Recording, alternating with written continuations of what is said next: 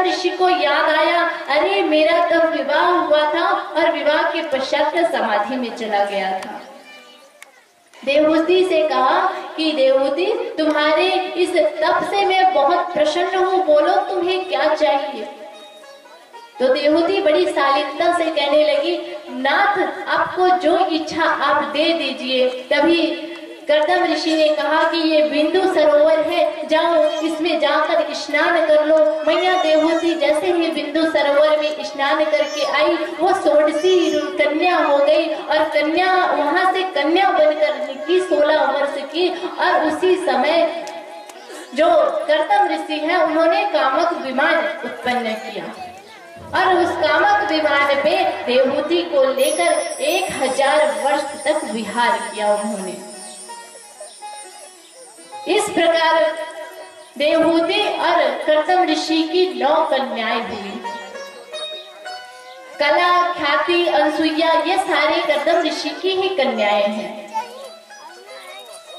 और इन कन्याओं के होने के बाद जब कन्या बड़ी हुई तो माता देवहूति कहने लगी कि प्रभु नाथ, हे स्वामी, ये मेरी 9 कन्याएं हैं। 9 कन्या तो हैं, ये अपने ससुराल को चली जाएंगी। आप वन में जा रहे हैं तो मैं अब किसके सहारे जीवित रहूंगी? मुझे भी तो कोई चाहिए। जो स्त्रियां होती हैं वो हमेशा एक पुरुष के संरक्षण में ही रहती है। जब तक उसका विवाह नहीं होता तब तक वो अपने पिता, अपने भाई के संरक्षण में रहती है। जब विवाह हो जाता है तब अपने पति के संरक्षण में रहती है और जब वो उसका पति नहीं रहता तो वो अपने पुत्र के संरक्षण में रहती है।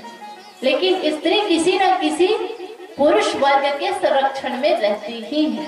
आज देवहूति माता का भी यही विचार था कि यदि नाथ आप वन में प्रस्थान करेंगे, 9 बेटियां हैं, 9 बेटियां तो अपने ससुराल में चली जाएंगी, तो मेरा क्या होगा? मैं आपसे एक वरदान मांगना चाहती हूँ। तो कर्दम ऋषि ने कहा, क्या चाहिए? तब उन्होंने कहा कि मुझे एक पुत्र चाहिए।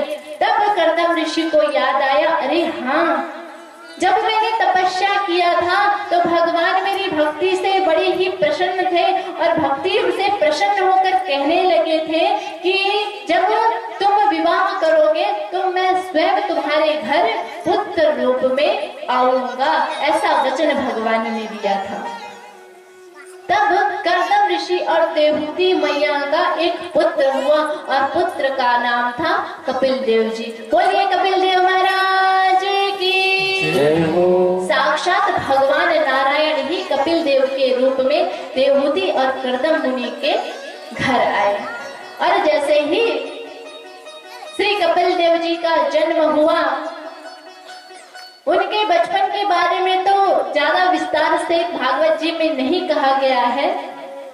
अब यहाँ पर आता है, जब कर्दम जी वन को चले गए, वन में चले गए और सारी 9 कन्याओं का विवाह हो गया।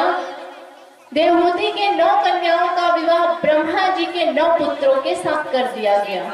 एक पुत्र नारद जी को छोड़कर बाकी के जो 9 पुत्र थे उनसे उनका विवाह हुआ। जब माता अकेली पड़ गई और कपिल देव जी अपने नित्य कर्म में, पूजा पाठ में, ध्यान में मग्न थे, तब एक दिन माता देवहूति ने कपिल देव से प्रश्न किया कि पुत्र, मैंने सुना है कि तुम ही नारायण हो, तुम भगवान हो और तुम मेरे घर जन्म लेकर आए हो, तो मैं तुमसे कुछ प्रश्न करना चाहती हूँ।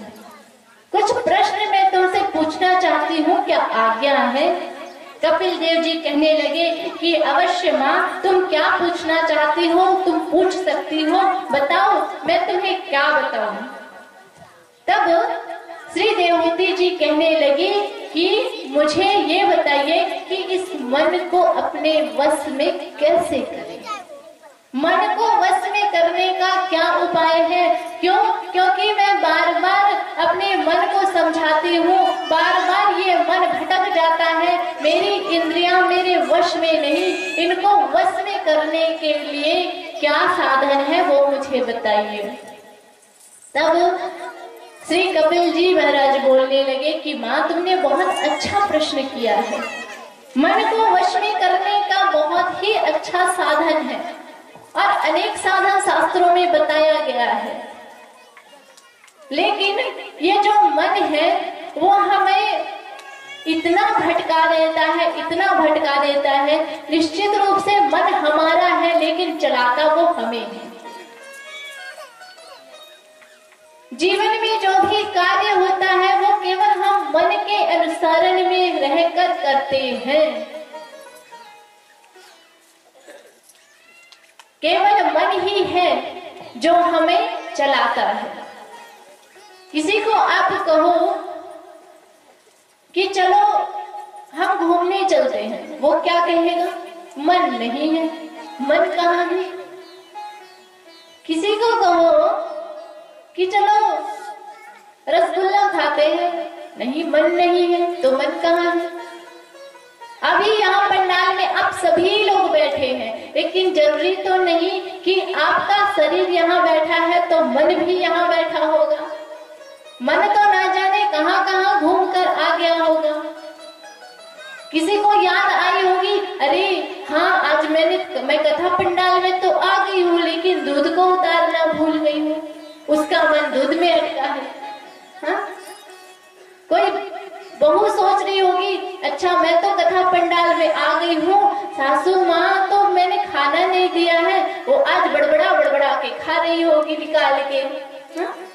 तो मन कहाँ है? मन तो घर में अटका है। इस मन को वश में कैसे किया जाए? कपिल देव जी ने बहुत ही अच्छा साधन बताया और कहा कि माँ मन जो है उसको वश में किया ही नहीं जा सकता। क्यों? क्योंकि ये मन बड़ा ही चंचल है। इसको जहाँ लगाओगे वहां तो लगेगा नहीं, लेकिन जहाँ ना लगाओ वहां जल्दी लग जाएगा। मन को यदि हम सत्कर्म में लगाएंगे तो वहां वो नहीं लगेगा, लेकिन इस मन को यदि हम किसी दुष्कर्म में लगाएंगे तो जल्दी लगेगा। आप ही बताओ, कथा सुनने में ज्यादा मन लगता है कि किसी की निंदा चुगली सुनने में? हाँ? अगर किसी की चुगली हो रही होगी तो वो धीरे धीरे भी बोलेगा ना, उसको वो आवाज भी हमें सुनाई देती है। लेकिन यदि कथा में चिल्ला के बोलो कि राधे राधे बोलो, राधे राधे बोलो, वो भी सुनाई नहीं देता। क्यों? क्योंकि मन नहीं है। और निंदा रस, वाह क्या रस है। दो महिलाएं मिल गई तो शुरू तीसरे की बुराई। अच्छा हाँ, वो कल कथा में गई से कैसा ढंग के डुगरा में बता तो भला। ऐसे जो हम नहीं करना चाहते उसमें मन ज्यादा लगता है, और जो हम करना चाहते हैं उसमें मन कम लगता है। हम जानते हैं कि अच्छा क्या है, बुरा क्या है, लेकिन हमारी जो प्रवृत्ति है वो बार बार हमें बुरे की तरफ इशारा करती है। क्यों? क्योंकि मन का काम है नीचे की ओर आना, और हमें ले जाना है मन को ऊपर की ओर। हमें ले जाना है मन को उस परमात्मा की ओर। जो मन है वो पानी की भांति होता है, पानी के मालिंद होता है, और पानी का काम क्या है? नीचे की ओर बहना। लेकिन प्यारो, आपने देखा होगा जब हम पानी को हम ऊपर ले जाना चाहते हैं तो हमें क्या करना होता है? आपसे प्रश्न कर रही हूँ, पानी को जब हमें ऊपर ले जाना पड़ता है तो हमें क्या करना? जाता है कि नहीं जाता? पानी ऊपर जाता है ना, तो हमें क्या करना होता है? पानी को ऊपर ले जाने के लिए क्या करना पड़ता है? हाँ, क्या करना पड़ता है? यंत्र लगाना पड़ता है। यंत्र लगाना पड़ता है, सही है ना?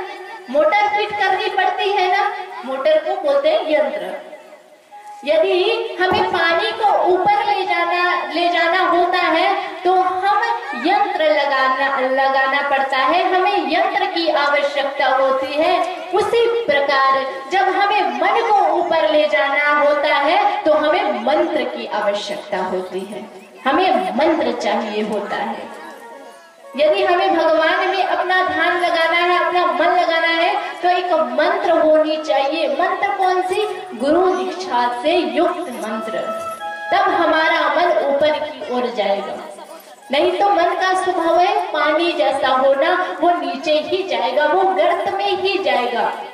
हम कितना भी प्रयास कर ले, जब तक हमारे जीवन में मंत्र नहीं होगा, जब तक हमारे जीवन में गुरु नहीं होंगे, तब तक ये मन इस संसार की कामनाओं वासनाओं में ही लगी रहेगी। हमारे ये जीवन की इच्छाएं कभी पूर्ण नहीं होगी। इच्छा करते करते हम पूर्ण हो जाएंगे, इच्छा करते करते हम मर जाएंगे, लेकिन हमारे जीवन की इच्छा कभी पूर्ण नहीं होगी। देवहूति माता ने बहुत ही सुंदर प्रश्न किया और कहा कि मुक्ति किसकी होती है? मुक्ति किसकी होती है? आत्मा की होती है, मन की होती है या शरीर की होती है? तो श्री कपिल देव जी महाराज ने कहा कि माता, यदि हम आत्मा को मुक्त करें तो यह तो गलत बात है। आत्मा सभी जानते हैं क्या होता है। व्यक्ति के अंदर एक चैतन्य जो स्थित है, एक परमात्मा स्थित है, परमात्मा की कृपा स्थित है, उसे आत्मा कहते हैं। और ये आत्मा जैसे ही हमारे शरीर से निकलता है, व्यक्ति मृत अवस्था को प्राप्त होता है, मर जाता है। हमारा जीवन कब तक चलता है? जब तक हमारे शरीर में आत्मा रूपी चैतन्यता का वास है। तो बताओ, क्या आत्मा को हम मुक्त कर सकते हैं? कपिल देव महाराज जी से देवहूति प्रश्न कर रही है कि मुक्ति किसकी होती है? शरीर की होती है, आत्मा की होती है या मन की होती है? तो भगवान कपिल देव जी महाराज बता रहे हैं कि क्या आत्मा मुक्त हो सकती है? बिल्कुल भी नहीं। क्यों?